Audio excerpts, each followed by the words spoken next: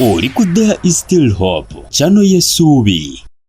Kale yonna gy'osinzira okutulabira tukwagala nnyo, weebale kubeera ku mukutu gwa There is Still Hope gwali mu ggwanga Uganda nawali Mitaama olabuse kino omwoyo atulaba kitiibwa kiba kishona amatendo twenyika mu ndagaano y'omusaayi gwo mwoyo mutukuvu aluŋŋamye okuyita mu Kristo Yesu omwana wa Katonda omulamu.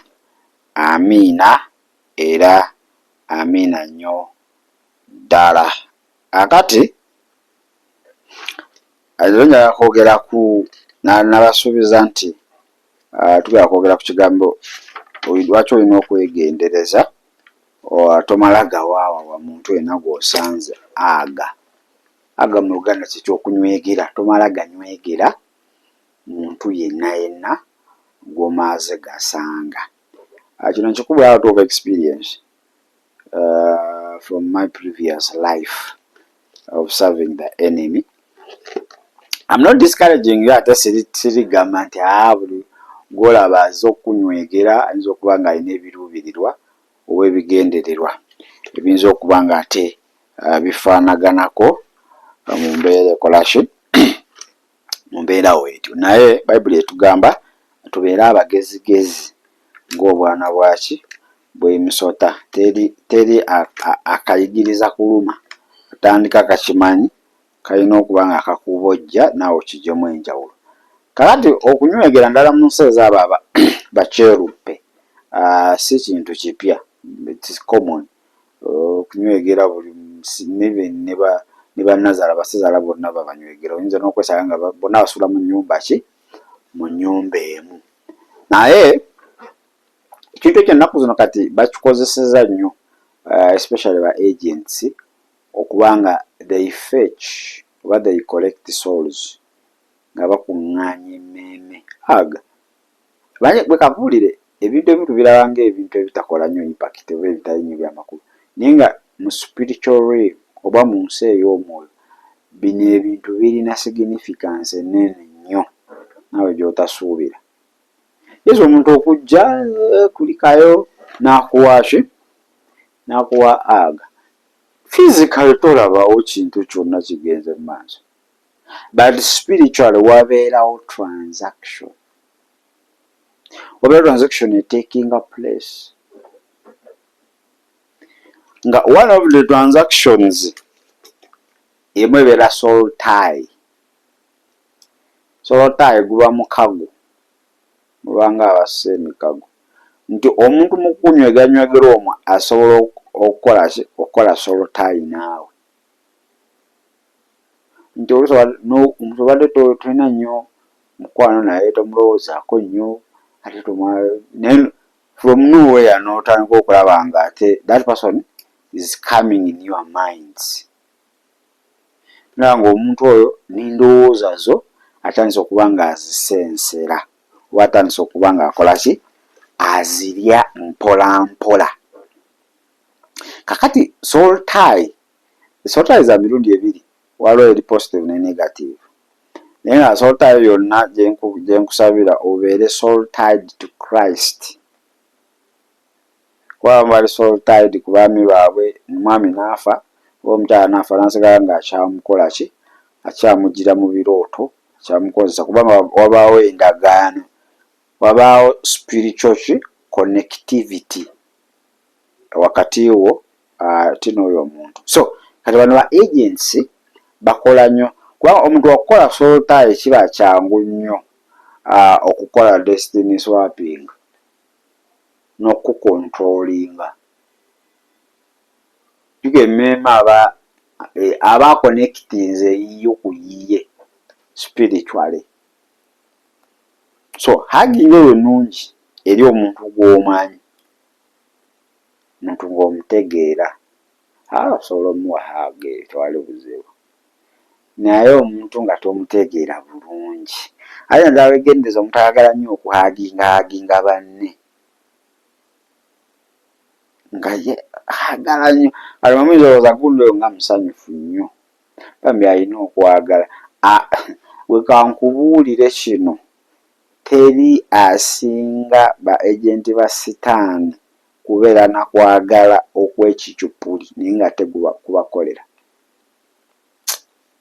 Bwe bamanya nti wano mission gye tukola tulina kupulitendingira mu kwagala, muganda wange bayinza okukola okwagala kwotalabanga nako.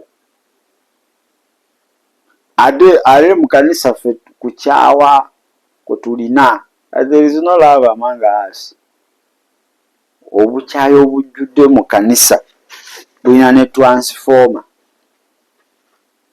Kati love, ate abantu abamu balowooza nti one of the love symbol oba signs is hugging. Ebyo omuntu kasaba nga kuhaginze biki oyo aba amaze okuba nga akola ki, aba mukwano gwo nnyo era muba muki mubeera mulinnya mu kimu. Nedda ati kyekino omuntu omuwa ki haaga oba omuntu omunywegera. Wegendereza kikendeeze, tetugambo kijjeewo awolina just kubeerako yafuulo kati nakubeera mwegendereza. Oyinza okomegeza ng'okoze soul ties n'abantu abalala, ng'oconnectinze emmeeme eyo n'abantu b'otategeera, kuba omusanga wano omusanga yabanga omuntu otandika omuluutaloota omulaba lumu mu bulamu bwo naye kati atandika okuba nga ajjirira. Ekyo ekyokubira bakozesa nnyo okuba nga bakasitinga spells, amaanyi g'ekizikiza.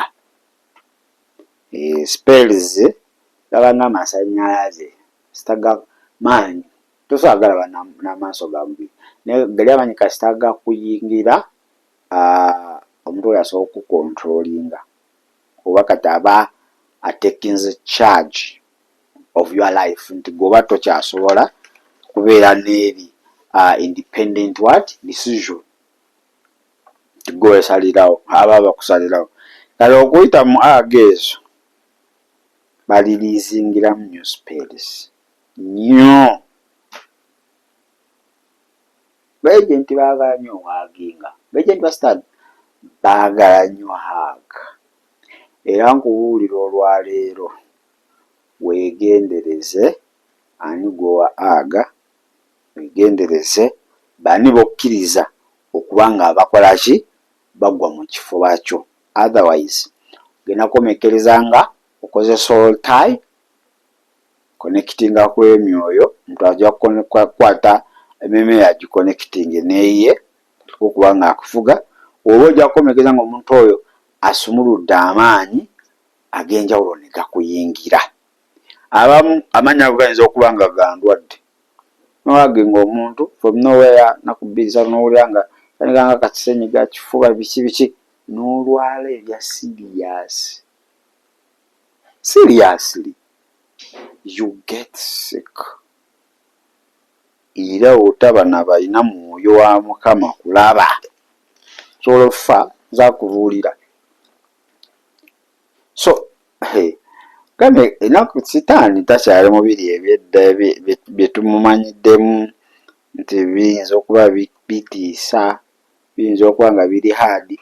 Enaku nali mu bintu biri simple ate ffenna bye twetanira, ebintu ebya bulijjo byolaba nga something usual. Kitegedde kati byebyo. So they release spells. Abantu bangi nnyo ng'osobola okwaginga omuntu ku mulimu ne bakugoba. Munajja wanga kasitoma banajja biki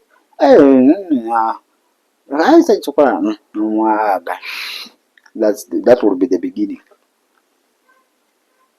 That will be the beginning. Then nekyokusatu immorality. Omuntu asobola okuwa aga naye nga agenti aze n'akuwa aga okuba agikuwale notandika okuba ng'oyaka nga tebibaddemu mu bulamu bwe ebyokwaka.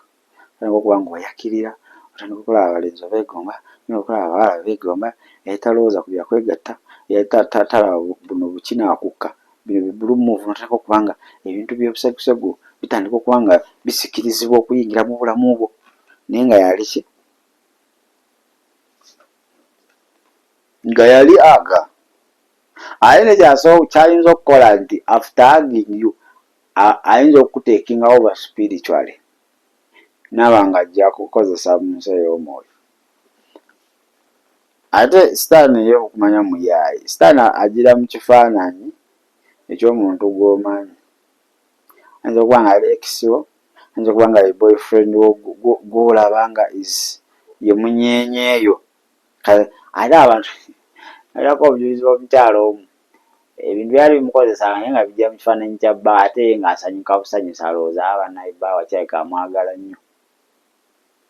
Abali ku dreams and visions basobola obbuwuliriza okwebuli okwo. Okitegedde?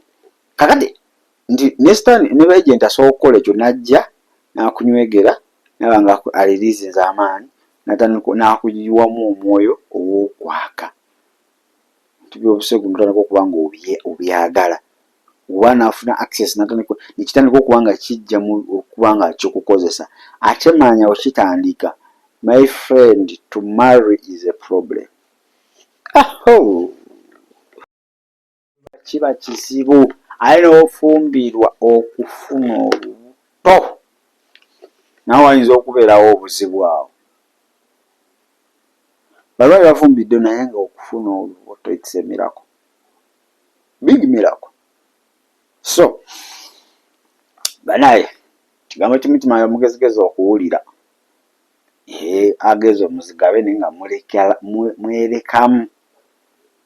Oyagala abakuwaana nti nga g'omanyi ojjiga abamu baana competition awo yagaba bulungi agabike oba ennungi n'embi eriwadde simanyi sibitegeera naye ba agents ennaku zino bazikozesa nnyo to access people's lives spiritually kubanga babakubye basiga mu bulamu bw'emize egimu.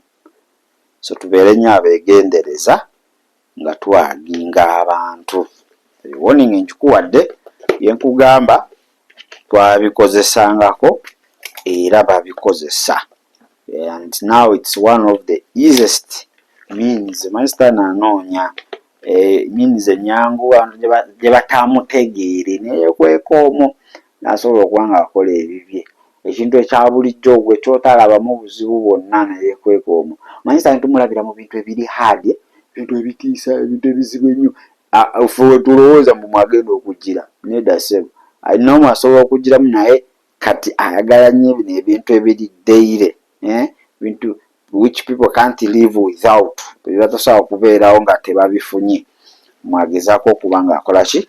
Ayitira. Gamba Yesu nkwebaza olw'obulamu bwange mbukuwoobera omulokozi era mukama waabo saasira obutali butuukirivu bwange naaze n'omusaayi gwo ntukuze natwala n'akamwa kange nti ndokose mu Kristo Yesu omwana wa Katonda omulamu. Amiina era amiina ddala. Kale kaneetolemuko katono wenzira bingi bye tugenda okuba nga twogerako olunaku olungi. Weebale kulaba There is Still Hope. Okumanya ebisingawo tukubire ku 0752 34 14 47 oba ku 0761 08 83 15. osobola n'otufuna ku email eya tshitv74@gmail.com. Eno ye There is Still Hope, channel y'essuubi.